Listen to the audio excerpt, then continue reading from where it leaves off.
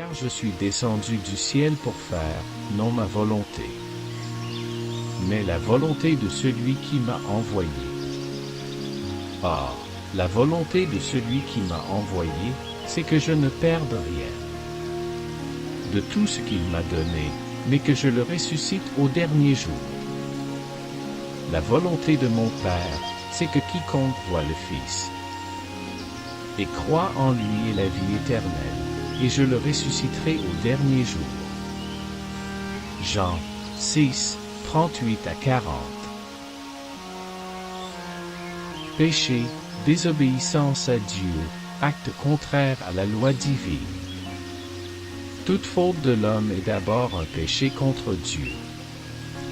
Le péché est aussi une puissance mauvaise régnant dans le cœur de l'individu. Le péché originel est la transgression d'Adam, le premier homme est devenu un pécheur et il a transmis le péché à toute sa descendance. Le salaire du péché, c'est la mort, mais le don gratuit de Dieu, c'est la vie éternelle en Jésus-Christ. Mort, ce terme est lié dans la Bible à une idée de séparation. La mort physique marque la fin de l'existence terrestre et le retour du corps à la poussière alors que l'âme l'a quitté. La mort spirituelle est la conséquence de l'entrée du péché dans le monde. Elle décrit la situation de l'homme séparé de Dieu, sous le règne du péché, sous la puissance de la chair et du diable.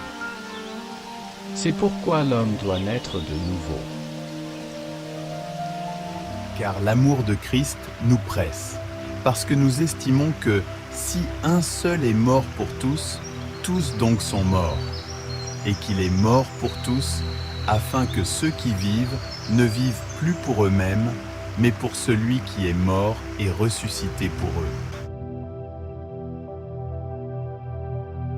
Il a voulu par lui réconcilier tout avec lui-même, tant ce qui est sur la terre que ce qui est dans les cieux, en faisant la paix par lui, par le sang de sa croix.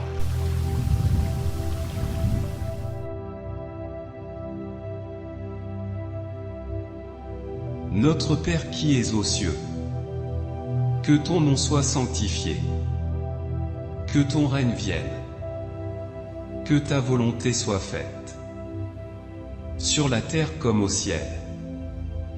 Donne-nous aujourd'hui notre pain de ce jour. Pardonne-nous nos offenses, comme nous pardonnons aussi à ceux qui nous ont offensés.